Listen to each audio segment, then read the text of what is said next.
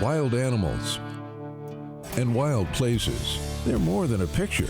They're inspiration, excitement, and adventure. Patrolling and protecting these natural resources is a first-class band of peace officers. These are the Wardens, dedicated to the preservation of our great outdoors. Who yesterday shot 2 bucks. This week on Wardens. You guys haven't seen any little gray car around at all, have you? They come down the road right here, stop, and he just comes right here and shoots. I'm pretty sure we got this guy on this deal, and he's gonna have problems.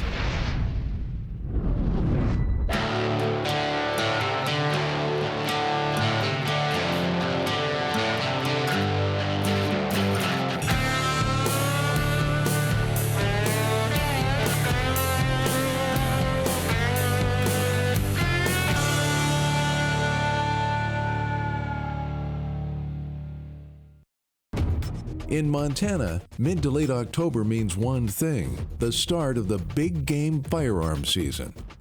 There are no shortage of elk and mule deer in the state, and in central Montana, Region 4 wardens never know what they'll see.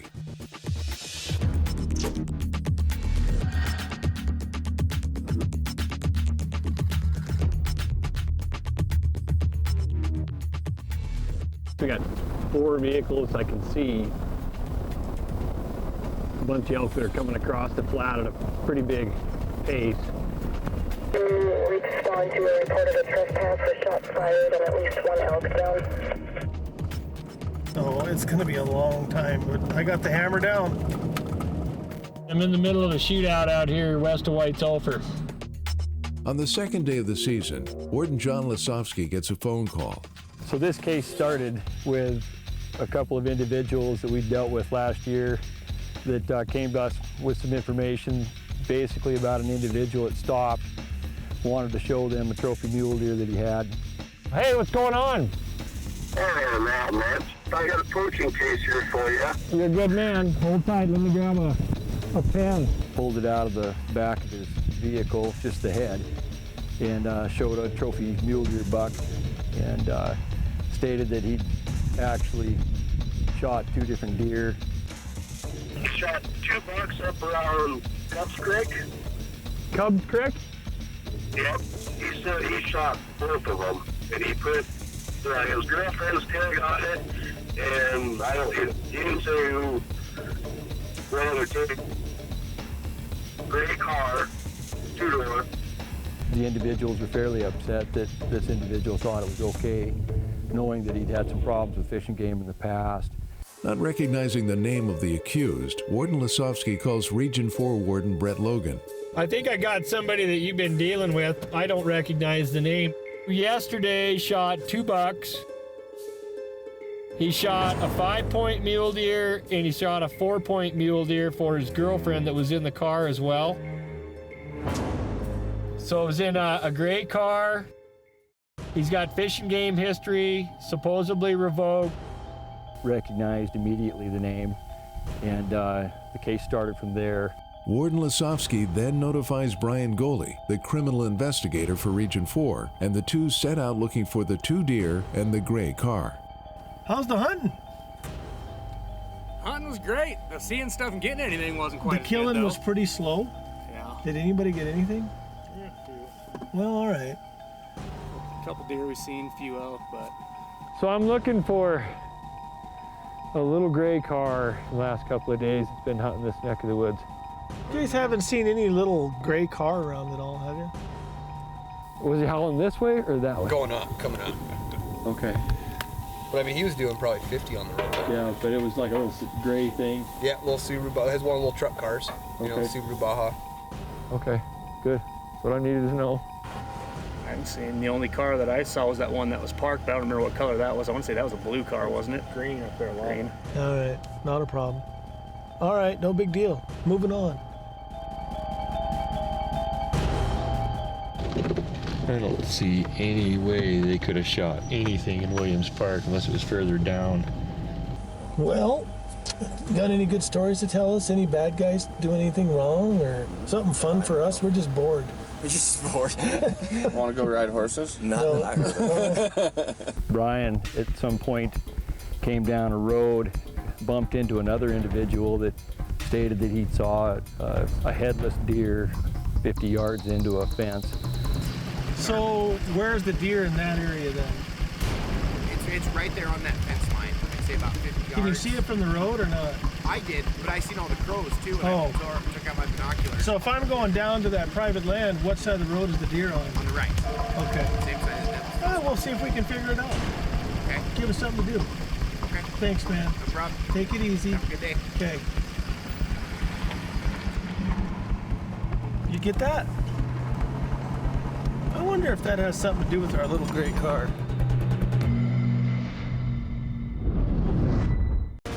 In Montana's Region 4, the opening of the big game season is one of the busiest times of the year, and this year is no different.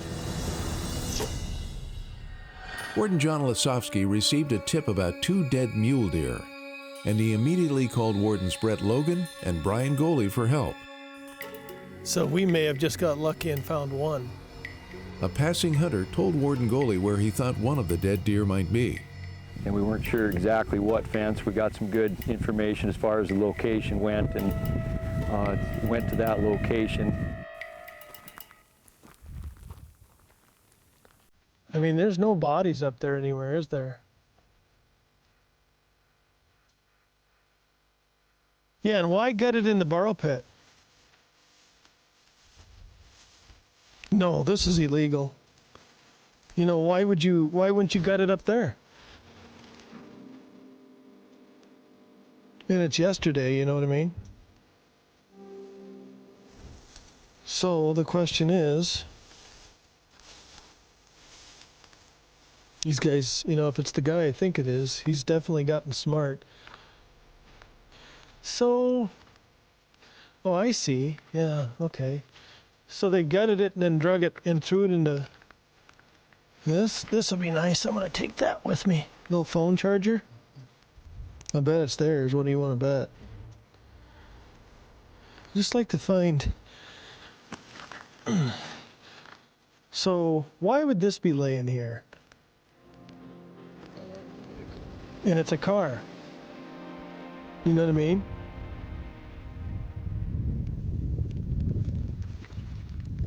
It's a car. Oh, nice. I got a footprint. Right from the road. This is definitely. So they come down the road right here, stop, and he just comes right here and shoots.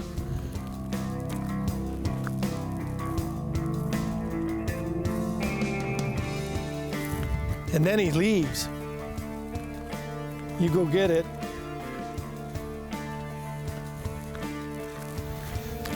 But what's interesting, so it's store-bought 270 brass. We need to find that other deer. Brian was able to locate several shell casings, cut cell phone cable, and I believe some napkins and a few other articles at the kill site in the ditch, which was just a gut pile.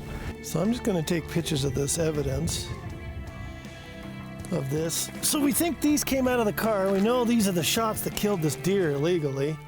So we'll mark it all, we'll do a GPS, and we think we may have a suspect. So we'll just kind of match it up if we get a chance to do an interview. A legal hunter would never gut their animal in a burrow pit. If they shot it way up there, why wouldn't they gut it up there? Why would you drag an animal with the guts in it? Unless you're in a hurry and you want to get it out of here. So, as you go through here, there's a good footprint right there on the rock. Where was that? Oh, right here. I was hoping I could see that, but you can't. But you can tell it's a footprint. It isn't going to show up good enough. At that time, wasn't sure if it was the same location as the headless deer. Knew that it was something, so we collected that information. I don't know if those tracks are it, but it's quite possible they are. So that's my print. You know, one thing I'd like to do is just see if they're wearing tennis shoes or what when they cross this dirt right here. I mean, it should show up, but it's not. Ground's just too hard. I think we're good. Man, and you can see where they pulled down and then stopped here for a while. It probably didn't take them very long. After the evidence was logged, Warden Lasovsky checked in with Warden Goley.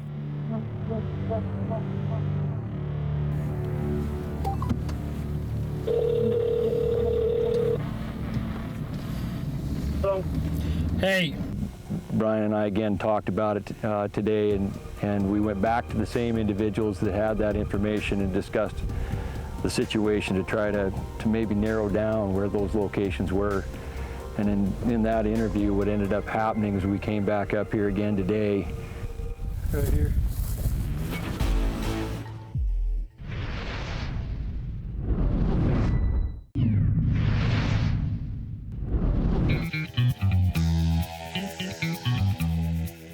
Scoring a mule deer is very similar to scoring a whitetail.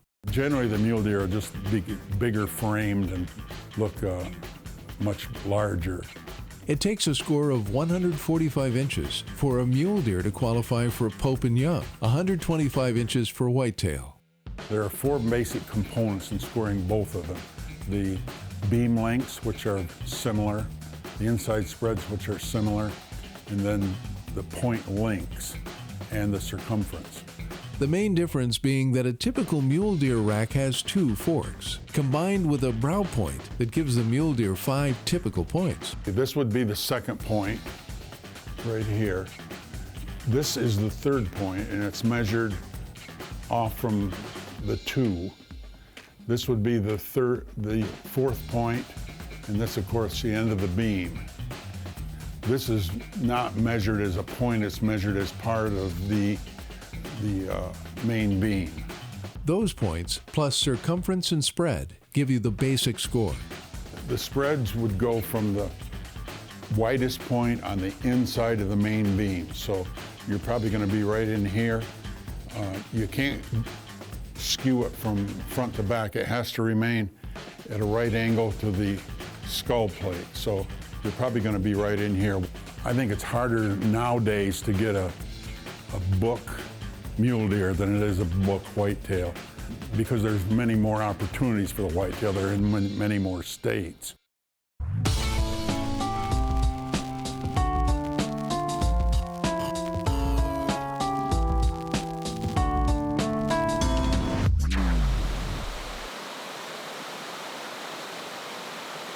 A tip about 2 mule deer killed illegally led wardens to find these cartridges and gut pile, and then to this field where one of the deer was laying. Right here.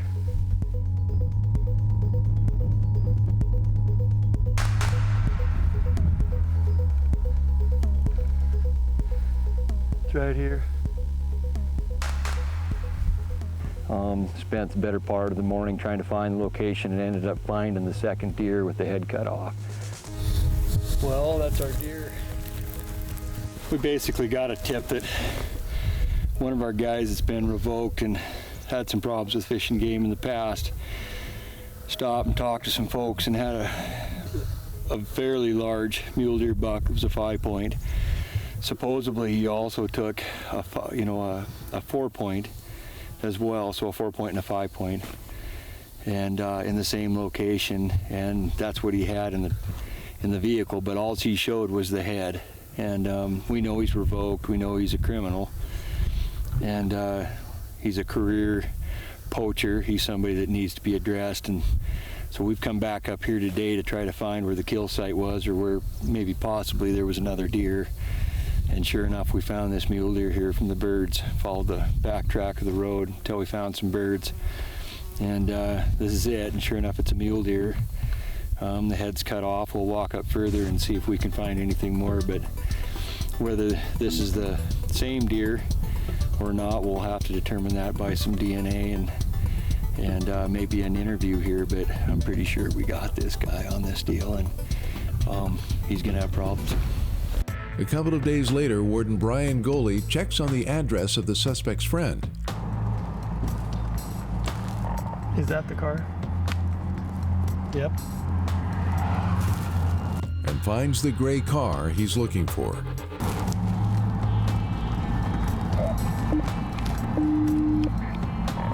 That's definitely it.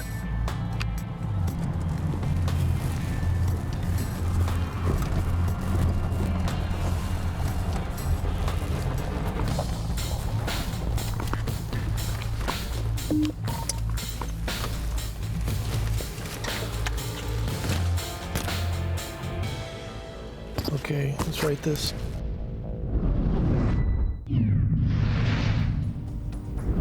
We just think he came up the Smith River Road when he crossed this cattle guard right here, and he came up and there's a fence right here.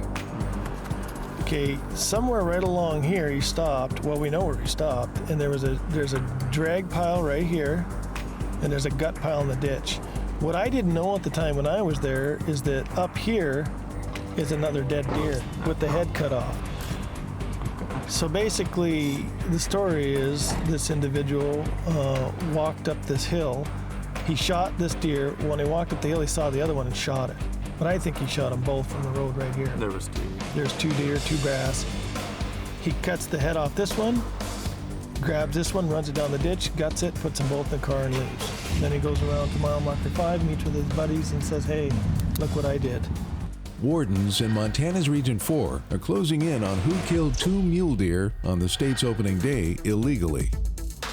But that car should have a deer that was put in the back seat and a head put in the trunk. So there should be hair, blood, all kinds of stuff associated with it.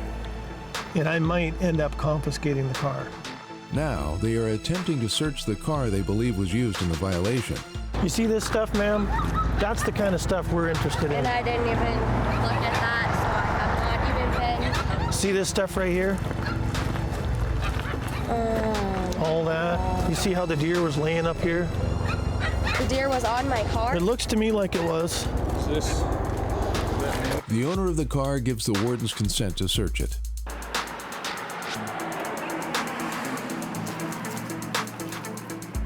And when they pop the trunk, jackpot. Whoops.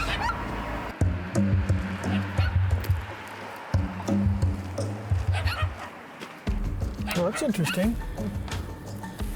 We've been looking for him.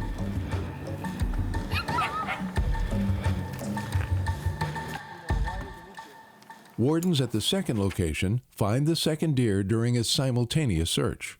I went to another address where we thought a deer possibly would be. There was an individual there that I'd run into in the past. I asked him if the deer was there. He said, yep. Opened up the garage door and showed me this deer in the back here without the head, and said this is the one that showed up at his place when he came back from hunting. So we seized the deer from him, took a statement from him. Now we're meeting back up with everybody else. We have 2 deer. We did a search of the car. She gave us consent. We found the big buck in there. We found another big buck up at his house. And we've interviewed, he took a little 14-year-old kid with him and used his tag. We interviewed him and his mom, and they have consented to interview and told us the whole story. And so basically, we're just kind of finishing up with the bad guy right now. A day later, the suspect agrees to meet with Wardens Goley and Lisowski.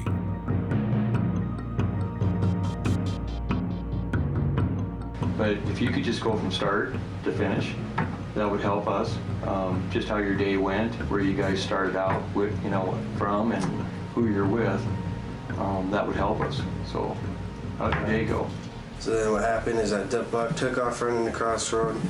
He shot at it once, and then I got out, and then shot at it one time where we thought we hit it, and then took off running again, then I shot again, and then dropped it. And then up right above him was a bigger buck, one that was in the trunk, and then we ended up shooting that one. They get his explanation for his actions and explain the long list of violations he committed. And help us out. What makes you kind of tick and makes you think you got to go out and do this even in a season? Because John and I work very hard protecting the resources, and we want to just understand so that we can help people down the road maybe not to do this. I mean, if you could tell us some things about why you do this, what would it be? Well, I guess I just love the outdoors. Mm-hmm. And I don't know. I wanted to make jerky and stuff, so there's really no excuse. In the end, Warden Logan writes tickets for failing to get landowner permission, unlawful possession of both deer, and wasting one of the carcasses. The fines totaled nearly $3,000.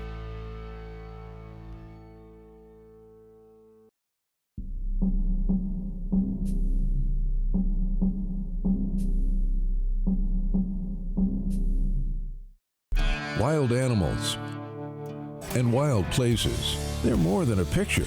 They're inspiration, excitement, and adventure. Patrolling and protecting these natural resources is a first-class band of peace officers. These are the Wardens, dedicated to the preservation of our great outdoors.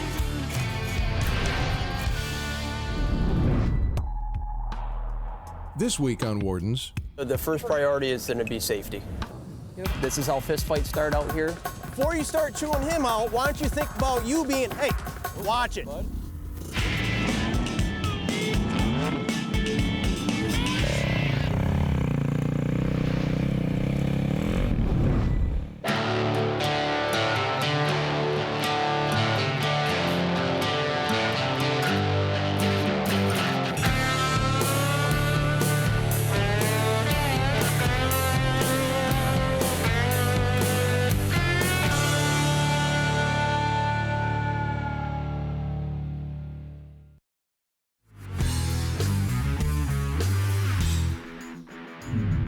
Michigan's District 4 is home to Silver Lake State Park.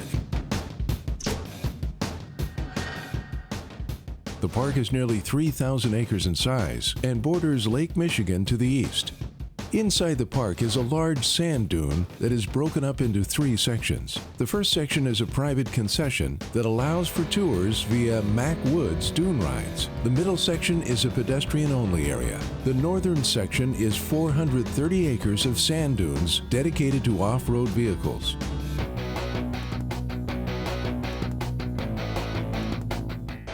That is the only sand dune riding area for ORVs east of the Mississippi. So we get a lot of visitors from states all around the area. Park rangers typically handle enforcement of park rules and regulations. During the busy summer season, particularly holiday weekends, Michigan conservation officers rotate in to help manage the swelling crowds. Their training in general law enforcement allows them to handle more serious violations.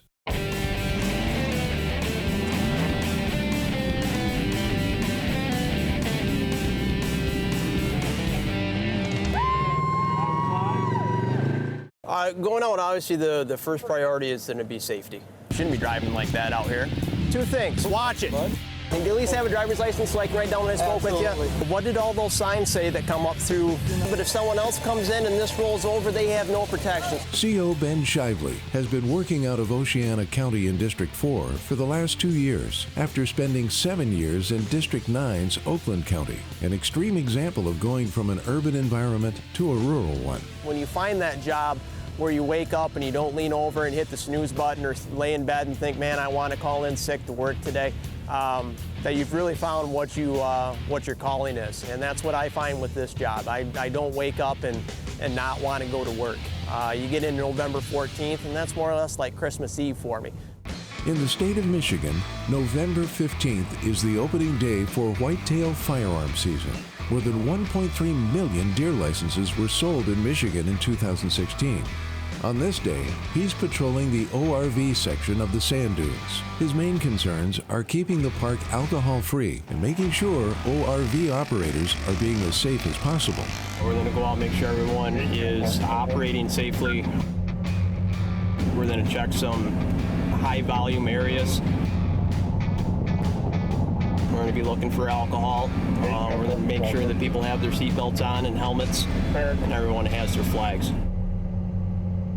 Heading up the ORV entrance ramp, Officer Shively notices a dirt bike that is not abiding by the posted park laws.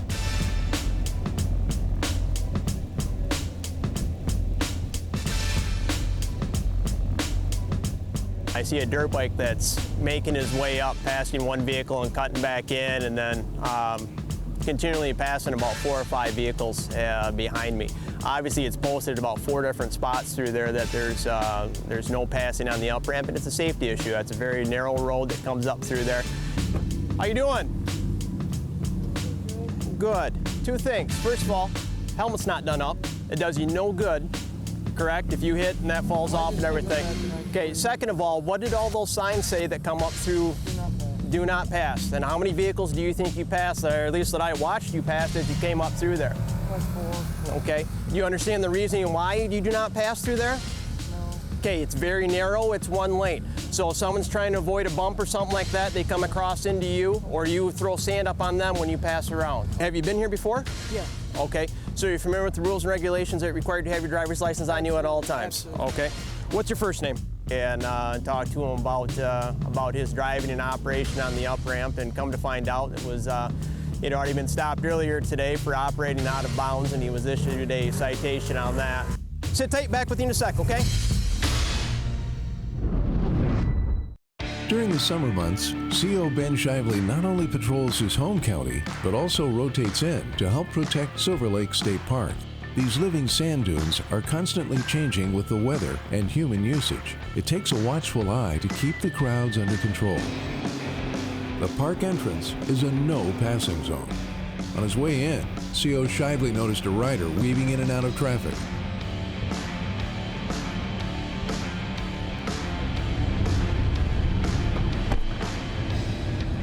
Two things. First of all, helmet's not done up.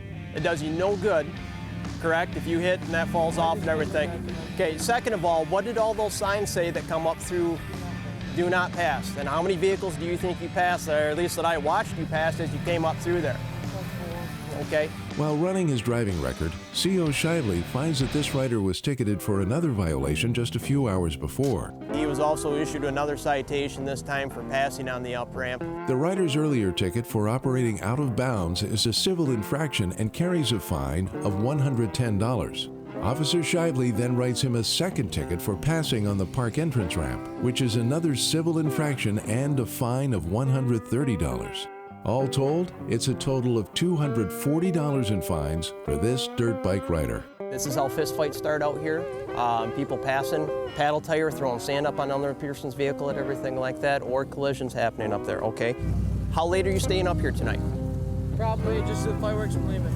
Okay, well understand, you do not have a headlight or a taillight on this. You can't ride at night? You can't ride at night. How are you supposed to see? I'm trying to save you. I'm trying to say you have an extra ticket right now and everything. Okay, so basically, it's a. It starts getting dark. You need either be loaded up in the back of a truck, or you need to be down the lot and ride up with your buddies or something. Do me a favor, put your sunglasses on, loop that helmet up like what we talked about, okay? That was one of the other reasons that I had stopped him. His chin strap was not done up, and unfortunately out here, if you're involved in an accident, especially on a dirt bike where you're ejected from that, that safety strap is not done underneath the helmet. That helmet comes off in a heartbeat. Not saying that you're wiping out or anything, but if someone hits you and you go flying and that brain bucket goes off, that's not what we want. So, good to go, man. All right, have a good 4th, be safe.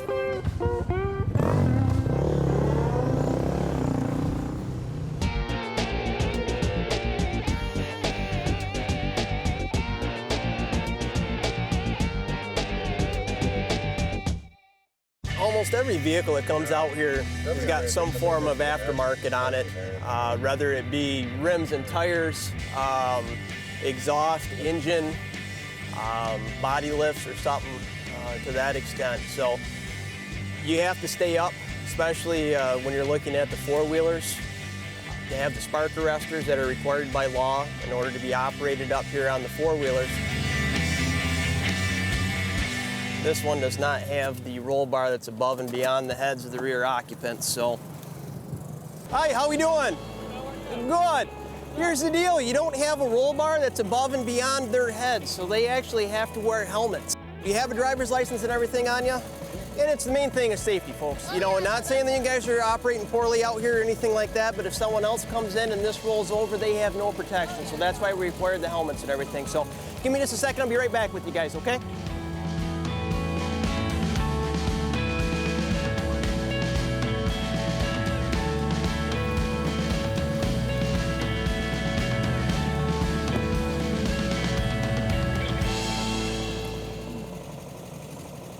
Here's your license back for you and everything. Like I said, it's just a safety issue. They've got to have it. When you come up through checkpoint, they should, if you have your kids riding in the back, they should have told you that the helmet needs to be on and everything. When you're operating up around here, you've got to have them on if they're going to be putzing, even if you're putzing along the beach here and everything. So if you guys want to drive back over, grab the helmets and everything, you're good to go then. Okay? Age limit for that? No, it's all ages and everything required to have a helmet on if they do not have a roll bar that's above and beyond their heads in the rear of the vehicle, just to give that crash or rollover protection. Okay, guys, have a good 4th.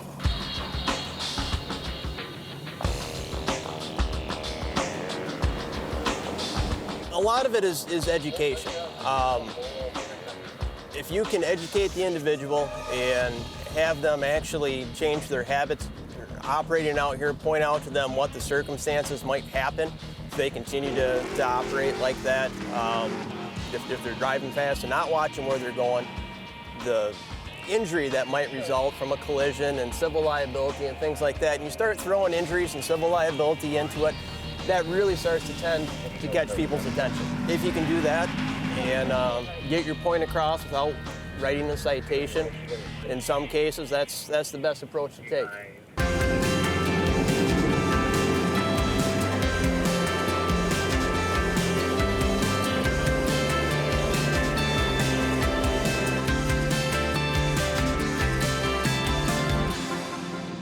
Later in the day, Officer Shively meets up with lead park ranger Andrew Lundborg.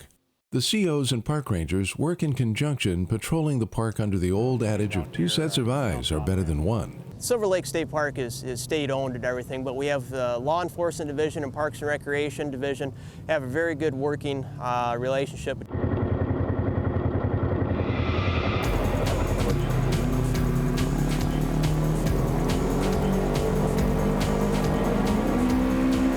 Pulled up next to Officer Lundberg, and as we were sitting there talking, I had a black Chevy Avalanche that went by us at a high rate of speed next to my patrol truck, I'd say within 3-4 feet, probably about 35-40 miles an hour. So we allowed Lundberg in the Razor, since it operates a little bit better than a full-size vehicle out here, to catch up to the individual, and we stopped and conducted a traffic stop on him also.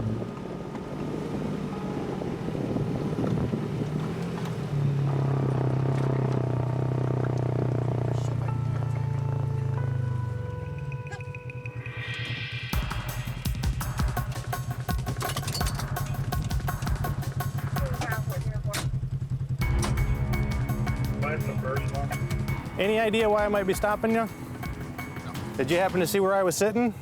No. Did you see the other patrol vehicle that I was sitting next to? I saw a patrol vehicle, that one right there. Yeah. Which would have been my truck. 3 foot off of, 4 foot off of, going by at a high speed. Remember that? Yeah, right there? Yeah. I didn't know that was you, I'm sorry. Shouldn't matter if it's me or not. Shouldn't be operating like that up here because of the conditions that can happen from a sudden jerk of the wheel or something. He's collided into another vehicle. How fast were you going? Probably 40. Yeah, I'd say you go fast in this. So. You were probably at least 40. Yeah. And I mean, obviously you didn't even realize that it was 2 patrol vehicles sitting there. So things can happen quick out here. You're driving on sand, you hit the brakes, vehicles don't stop like they do on pavement. So somebody comes out in front of you, whatever, I don't want anybody getting run over. So just be careful and safe, all right? I appreciate it. In Michigan's District 4, the 4th of July holiday weekend is one of the busiest at the off-road vehicle area inside Silver Lake State Park. COs patrolling the area must be up to date on a wide range of issues pertaining to ORVs. Some of the sand rails, high travel buggies that you see out here are approaching $60,000, $80,000 a piece. Corvette engines in them, custom paint jobs. All the way down to the $200 special that someone is made and trailered in here in order to run up here in the dunes. More importantly, COs must be comfortable and confident with the firearms they carry, which is why they spent a week training with their newly issued patrol rifles at Camp Grayling, a military base in northern Lower Michigan. This is a rifle that we carry with us every day for patrol, because you never know what you're going to encounter, so you're ready for any situation that may come up. In addition of their conservation efforts, COs also provide general law enforcement duties in the areas they serve. And we've had some of our guys dealing with bank robbers where they've actually had, robbery suspects that they pulled over and had to engage in arrest. We want to be as prepared and as trained as possible, so when one of those encounters do occur, that we take care of it efficiently and quickly so nobody else gets hurt. And sometimes officers are also called on to save a life.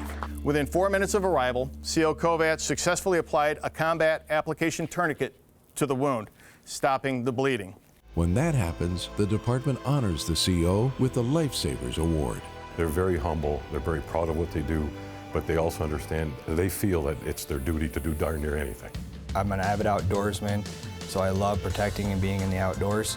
But I also love that we're police officers, so I back up my local departments, domestics and other situations where we're protecting our resources and protecting the people in our community. It's a lifestyle, it's a passion, and it just means that we're there to protect the resource. Our officers are very unique. They many times are first responders, especially in the rural parts of Michigan, where the law enforcement groups, smaller forces, smaller departments, and so they're very much integral parts of those departments. They're part of the community. They live and work in the community. They support the community. They deal with recreational safety. They deal with recreational enforcement. They're very important to us. They're fully commissioned police officers, and those are just marvelous attributes to have, especially in the rural parts of our state. Near the end of his shift, CO Ben Shively is standing near his patrol car when an out-of-control rider nearly collides with a passing Jeep.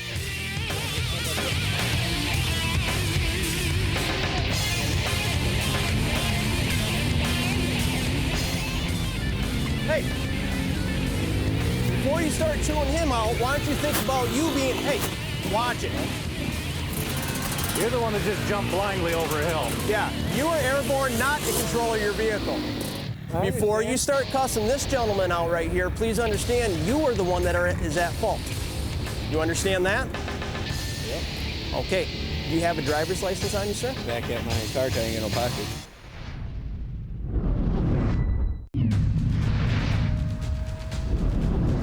It's been a busy 4th of July for CO Ben Shively and Park Ranger Andrew Lundborg. More than 300 vehicles have entered the off-road vehicle area of the sand dunes between 8 and 9 p.m., all looking to find a spot to watch the fireworks. Before the fireworks, tensions nearly erupt as a dirt bike rider nearly collides with a Jeep. Have you been here before? Yes, I have. Are you familiar with the rules and regulations? Yes, I am. Okay, so then you know that you're supposed to have your driver's license on you at all times up here. Yeah, if I had a backpack on me, I'd understand, but I just forgot my backpack. That wasn't my question. I understand what you're saying. Okay. Does the bike belong to you? Yes, it does. Okay. How long have you owned it? I just built it this year. How long have you owned it? A couple years, like 3 or 4. Is this reconstructed VIN going to come back to you? Any vehicle you purchase, or you're required to title regardless of its year. So when I run this VIN, who's that going to come back to? I don't know. Basically, I saw a dirt bike that was airborne that almost collided with a Jeep that was running across the top of the ridge. Turned around and then saw the individual proceed to swear at the other individual as operating the Jeep, trying to tell him that he was at fault. So went over there to make sure that nobody was injured, and then quickly pointed out to the individual that was getting excited and trying to place blame on the Jeep driver that in fact he was the one that was at fault because he was airborne and not in control of his vehicle. Before you start cussing this gentleman out right here, please understand you are the one that is at fault. Are you okay? Yeah, he didn't hit me. He didn't hit you? No, he fell right before. Okay, I saw it come up and everything. I saw the sand on the side and everything, and I just wanted to make sure that that you were all right and everything. Do you happen to have your driver's license and everything on you? Yeah. Okay. Now we're just making contact with all the different individuals involved and sort out what we're going to end up doing here. So. He is at fault, obviously, not for you guys, but when he is airborne and is not in control of his vehicle, that's careless operation. So that's what I'm going to deal with here at everything. You guys are running how you're supposed to across the top of a ridge at everything. He's blindly jumping, not knowing what's on the other side. So we will take care of that issue there. So I just want to make sure you guys are all set and everything, no sand or damage to the vehicle or anything like that. Okay, very good. Thank you, guys. The driver of the Jeep is not at fault and allowed to leave. No, I just got hit in the face by sand. Yeah. And I realized what happened. I'm glad everybody's all right. While Officer Shively looks further into the dirt bike rider's driving record, he expresses remorse to Ranger Lundborg over nearly causing an accident. I should have never blown up like that, but you know, I have. You've got to be in control of your vehicle at all times, and you know, regardless of him being here or not, looking at your track, I mean, you can see this patrol truck sitting here. I mean, you're jumping real close to that, anyways. Shively writes him a ticket for failure to control his vehicle, which is a misdemeanor, and a fine of $275. You're airborne and you're not in control of your vehicle, you're at fault, okay? So what I did is I issued one citation today for careless operation and the verbal warning on the other things. He didn't have his driver's license on him as is required up here, and he was also operating carelessly or a careless manner. So he was issued a citation for careless operation up here.